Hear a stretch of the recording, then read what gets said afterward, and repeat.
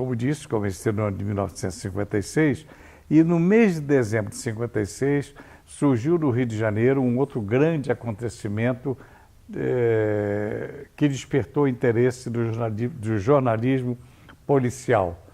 Havia uma escalada muito grande de crimes, principalmente em alguns morros do Rio de Janeiro, perpetrados por alguns grandes bandidos. Alguns nomes de grande expressão no crime naquela época eram bandidos famosos, alguns deles, me recordo o nome, Cara de Cavalo, Cabeleira, Zé da Ilha, Mineirinho. Esses eram os marginais da época que tinham muito nome, porque viviam constantemente às voltas com assuntos policiais, e inclusive dois grandes detetives do Rio de Janeiro foram mortos em batidas policiais, inclusive em morros cariocas. Um deles, que hoje tem o seu nome ligado a uma famosa escuderia, o detetive Lecoq, e outro detetive Perpétuo. Então, a morte desses policiais naquela época gerou um ódio muito grande na polícia do Rio de Janeiro. Então, em consequência disso, alguns policiais se reuniram num distrito chamado Invernada de Olaria, é um subúrbio do Rio de Janeiro, um bairro num subúrbio do Rio de Janeiro chamado Zona da Leopoldina. E então, dois grandes policiais daquela época, eram dois detetives, um chamava-se Manga e outro Malta. Esses dois lideraram o movimento com alguns policiais no sentido de organizar um grupo que viesse exterminar, como eles mesmos diziam, de vez por todas, aqueles bandidos que viviam assombrando os morros, as ruas do Rio, e não matando apenas pessoas comuns do povo, mas agora também policiais. Com isso foi criado o chamado o primeiro Esquadrão da Morte no Brasil em 1956. Como disse, principalmente a imprensa policial, os grandes jornais e rádios que cobriam eventos policiais, a Continental sempre mais avançada, porque a especialidade, como disse, era jornalismo e esporte, nós começamos a trabalhar no sentido de descobrir quem eram os verdadeiros integrantes do chamado Esquadrão da Morte, mas principalmente a nossa atenção voltada para esses bandidos, os 4 que acabei de enumerar, porque eram esses os primeiros 4 bandidos caçados por esse chamado Esquadrão da Morte para serem executados. Como, de repente, se concentrou a caçada a um bandido chamado Cabeleira, Luiz de Tal, Cabeleira era o seu apelido, esse moço vivia no Morro do Cruzeiro, de triste memória, Morro do Cruzeiro, que inclusive mais recentemente tornou-se conhecido no Brasil inteiro por ser um dos principais redutos dos traficantes do Rio de Janeiro, e que agora está, morro esse que está hoje dominado pela Polícia de Pacificação do governo do Rio de Janeiro. Depois de alguns dias de contato, já no meu estilo, que se iniciava, que era aquele de me aproximar de parentes, amigos, de pessoas envolvidas em casos policiais,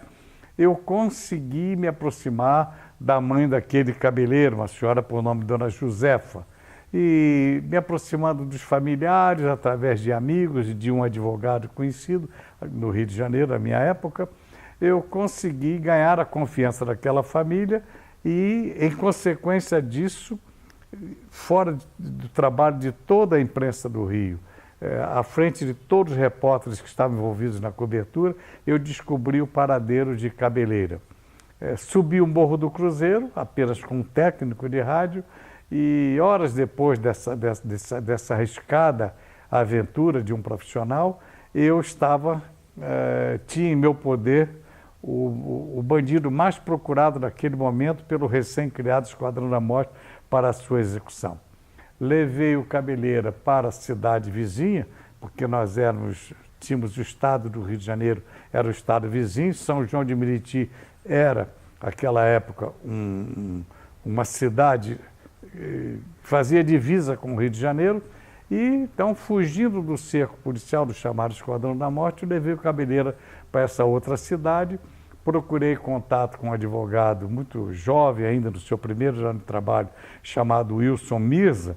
e este Wilson Mirza, eu destaco o seu nome, que ele começou, procurado por mim, para defender esse chamado Cabeleira, para me ajudar a tirá-lo da mão do Esquadrão da Morte e levá-lo em segurança para a sede da Companhia ou melhor, da Secretaria de Segurança do Estado do Rio de Janeiro, em Niterói, naquela época. Esse Wilson Missa, com esse primeiro trabalho, foi crescendo na sua vida profissional e foi, anos depois, um dos advogados do presidente João Goulart. Vejo, os senhores, a importância de um jovem advogado e até onde ele chegou, iniciando junto comigo ali um trabalho policial.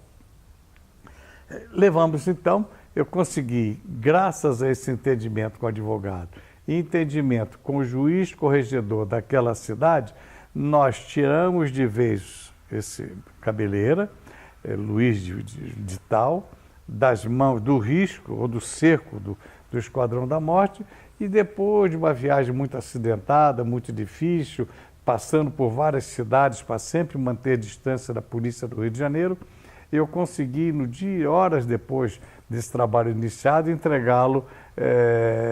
são e salvo às autoridades do Estado do Rio de Janeiro. A repercussão e a importância desse trabalho na vida do repórter foi muito importante, porque não protegi um bandido, não me macumunei com as suas atividades,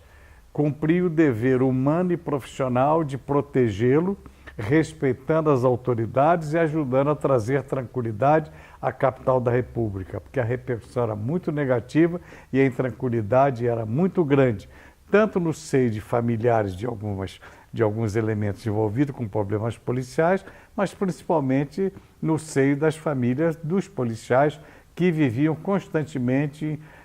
em trabalhos desta ordem, de tanto risco, a fim de eliminar bandidos no Rio de Janeiro, etc. Isso também trazia para os policiais algumas consequências. Resultado, documentei pela Rádio Continental toda essa nossa trajetória, a entrevista durante as horas de fuga que nós mantivemos, era realmente, a reportagem tornou-se assim, um evento muito grande, a repercussão na opinião pública era muito grande, porque era uma grande aventura de um jovem repórter,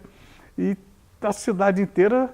nos deu audiência na expectativa de saber, bom, se o repórter está dizendo no microfone que está fugindo com o Cabeleira para entregá-lo à autoridade do outro estado, será que eles não vão ser mortos? Será que o Esquadrão da Morte não vai interceptá-los? Enfim, essas indagações todas fizeram com que se criasse um clima de muita expectativa no Rio de Janeiro. E o resultado, como disse há pouco, chegou a bom termo, porque eu cumpri meu dever, evitei que esse cidadão fosse sumariamente eliminado por um grupo de policiais, quando em verdade deveria acontecer o que aconteceu tempos depois, julgado e condenado e cumpriu a sua pena. Evitei que mais uma família fosse enlutada, mas creio que principalmente que ele continuasse com a sua periculosidade, o Cabeleira, a oferecer riscos para não só a vida daqueles policiais, mas também de pessoas outras que poderiam ser envolvidas nas consequências de um tiroteio, coisa parecida, e pagarem pelo crime que não cometeram. Enfim, fiz a grande reportagem, um grande furo, respeitamos a autoridade, evitamos que outras mortes ocorressem, e a repercussão desse trabalho foi, sem dúvida nenhuma, extremamente proveitosa para mim, por um aspecto. Cresceu o respeito dos meus colegas, mas principalmente do público e também das autoridades pelo meu trabalho, ou seja, pela responsabilidade com que eu me havia como repórter policial. Deu à minha emissora alguns índices mais de Ibope, que já era uma característica da Rádio Continental do Rio de Janeiro. E também o respeito, o carinho dos meus chefes e donos da emissora e etc.